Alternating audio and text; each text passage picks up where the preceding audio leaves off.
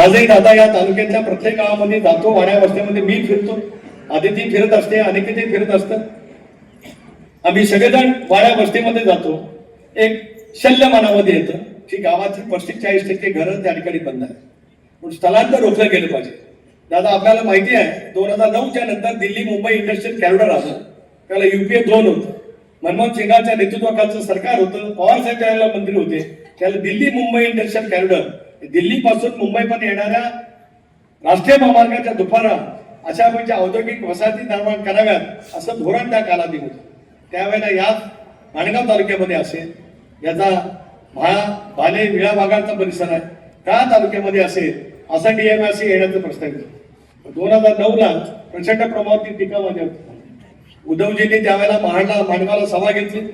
म्हणाले रक्ताचे पाठ व्हायले तरी जातील, पण या ठिकाणी एक एक कारखाना मी आणून देणार. टीका टिप्पणी झाली. मी सांगितलं की जनतेला जे पाहिजे असेल ते आपण करू.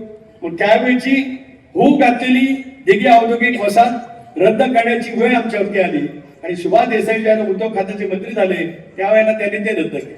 आज टीका टिप्पणी होते की स्थलांतराच्या बाबतीमध्ये, पण आपल्या माध्यमातून दिल्लीमध्ये ज्यावेळेला 18व्या लोकसभेमध्ये गेलो, नरेंद्र मोदी साहेबांच्या नेतृत्वाखाली आपण जाणीवपूर्वक निर्णय घेतला की बहुजन समाजाचा व्यापक हित साधायचा असेल तर आपण सत्तेमध्ये असलं पाहिजे. त्यामुळे आपण सत्तेमध्ये त्या ठिकाणी गेलो. अनेकांनी आपल्या विचाराच्या वतीमध्ये प्रश्नचिन्ह निर्माण केले.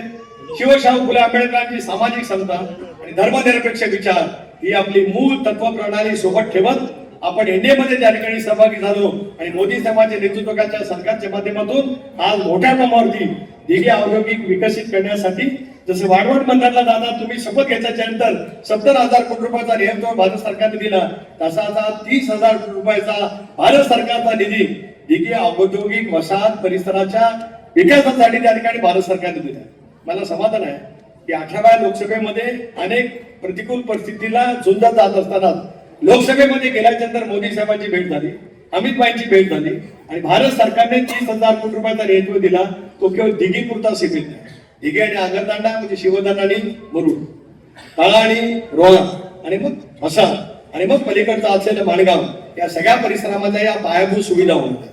आज आपल्या साक्षीने दादा या ठिकाणी सांगतोय की 10,000 कोटी रुपयाची गुंतवणूक करणारा स्टेनलेस स्टीलचा कारखाना मधल्या कालावधीमध्ये मोदी साहेबांची भेट झाली. मी आपल्याला विनंती केली मित्तल जिंदाल नावांच्या व्यक्तीचा उद्योगपतीचा, जसा आज सज्जन जिंदालचा आज वेगळा आहे, RC मित्तलांचे वेगवेगळे कारखाने आहेत स्टीलवरती आधारित, तसा स्टेनलेस स्टीलचा म्हणजे एकही क्षणाचं एकही तसूवर प्रदूषण न होणारा कारखाना आज या तालुक्यामध्ये आणण्याचं मला प्रस्तावित करता आलं, हे मी भाग्य त्याच्यामध्ये येणाऱ्या अडीअडचणी महसूल खात्याच्या जमीन खरेदी वगैरे याच्यातल्या जे असतील ते होत राहील. ज्याला 8,000 कोटी रुपयाची गुंतवणूक होऊन इतक्या मोठ्या प्रमाणावरती स्टीलचा कारखाना येईल, त्याच्या माध्यमातून रोजगाराची निर्मिती होणार. आम्ही ठरवलेले आदिती मी आणि आम्ही सर्वांनी मिळून की आपल्याला या सगळ्या परिसरामध्ये त्या कौशल्यावरती आधारित शिक्षण दिलं गेलं पाहिजे. दादा आपल्यामुळेच रॉयला टाटाच्या समूहाच्या माध्यमातून 120 कोटीचे ट्रिपल IT आपण मंजूर केले. त्या ट्रिपल IT मध्ये सुद्धा त्यामधले मुलं मुली येतील. या स्टील कारखान्यासाठी लागणारा जो कुशल कामगार आहे त्याचं पूर्णपणाचं ट्रेनिंग त्या ठिकाणी होईल. इथल्या ITI मध्ये लागणारे ट्रेड मध्ये बदल त्या दृष्टिकोनातून आवश्यक असतील ते त्या विभागाच्या माध्यमातून केले जातील. ज्याला कारखाना उभा राहील त्याला त्या कारखान्यामध्ये सर्वाधिक जास्तीत जर काही भरती कुठली राहील तर ती माझ्या तळा तालुक्यात राहील. हा शब्द सुद्धा त्या कार्यक्रमाच्या निमित्ताने देऊ शकतो. अशा सर्वांकष पद्धतीच्या रोजगाराच्या निर्मितीसह या तालुक्याच्या भवितव्याच्यासाठी अधिक गतीने काम करण्याची मानसिकता आम्ही सगळेजण त्या ठिकाणी निश्चितपणे दाखवत आहोत.